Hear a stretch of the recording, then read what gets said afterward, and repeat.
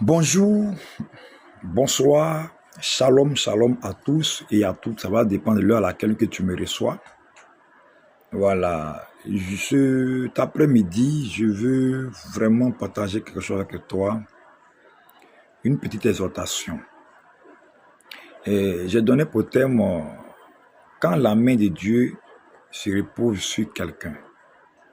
Et je l'ai tiré dans le livre de 1 Roi chapitre 18, le verset 45 à 46.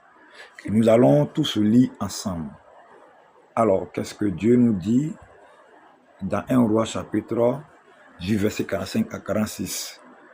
En peu d'instants, le ciel s'obscurcit par les nuages, le vent s'établit et il y eut une forte pluie. Achab monta sur son champ et partit pour Israël. Et la main de l'Éternel fut sur Élie qui se saignit les reins et courut devant Achab jusqu'à l'entrée d'Israël. Alors, bien-aimés, qu'est-ce que nous devons comprendre à partir de cet enseignement? Vous voyez, dans la vie, beaucoup de personnes ont des diplômes, ont des relations, ont des moyens financiers, ont même des talents. Mais malgré ça, il y a des difficultés, il y a des complications dans leur vie. Alors, je vais te faire comprendre. Toi qui as toutes ces relations, qui as ces diplômes, qui as ces moyens financiers, mais qui n'arrive pas à parvenir ou à obtenir quelque chose que ton cœur désire, je te dis que il y a une chose qui est plus importante. Il vaut plus mieux que tout ce que tu as, c'est la main de Dieu. Lorsque la main de Dieu repose sur une personne, son histoire change.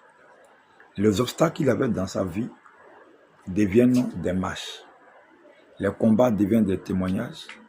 Et les larmes qu'il coulait nuit et jour deviennent des cris de joie ou bien des chants de victoire. Alors, c'est pour ça que je vais t'amener à comprendre.